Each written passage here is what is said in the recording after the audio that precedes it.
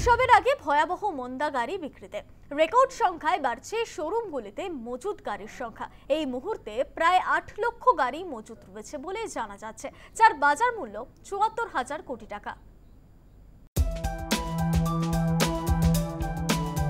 সামনেই উৎসবের মরশুম, তবু মন্দা গাড়ি বিক্রির বাজারে।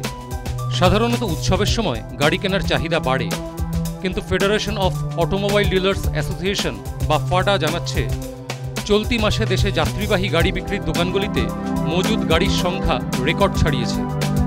প্রায় ৮ লক্ষ নতুন গাড়ি আড়াই মাস ধরে শোরুমগুলিতে পড়ে রয়েছে, যার মোট বাজার দর ৭৪,০০০ কোটি টাকা। নতুন গাড়ি মাসখানেকের বেশি অবিকৃত অবস্থায় পড়ে থাকলে তা ডিলারদের কাছে উদ্বেগের বিষয়, কারণ ডিলারদের ব্যাংক থেকে নেওয়া ঋণ ৬০ দিনের মধ্যে সুদসহ ফেরত দিতে হয়। কিন্তু গাড়ি কেনার প্রতি হঠাৎ এই অনীহা কেন ক্রেতাদের? ফাডা জানাচ্ছে, গাড়ির সংস্থাগুলি উৎপাদন ও সরবরাহ বাড়াতে থাকলেও মে মাস থেকে গাড়ি বিক্রিতে একটানা ভাঁটা চলছে। বিভিন্ন রাজ্যে মাত্রাতিরিক্ত বৃষ্টির কারণে গাড়ি কেনার চাহিদা আরও কমেছে। এদিকে গাড়ি নির্মাতারা ডিলারদের গড় মাসিক চাহিদা অনুযায়ী নতুন গাড়ি পাঠিয়ে দেওয়ায় মজুদ গাড়ির সংখ্যা বিগত সব পরিসংখ্যানকে পিছনে ফেলে দিয়েছে। দেশের বৃহত্তম গাড়ি নির্মাতা সংস্থা মারুতি সুজুকির পাইকারি বিক্রি প্রায় ১০% কমে গেছে।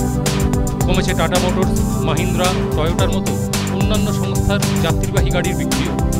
ডিলাররা যাতে ক্ষতির মুখে না পড়েন, তার জন্য অতিরিক্ত গাড়ি মজুত করা বন্ধ করতে দ্রুত সিদ্ধান্ত নেওয়ার নির্দেশ দিয়েছে ফাডা।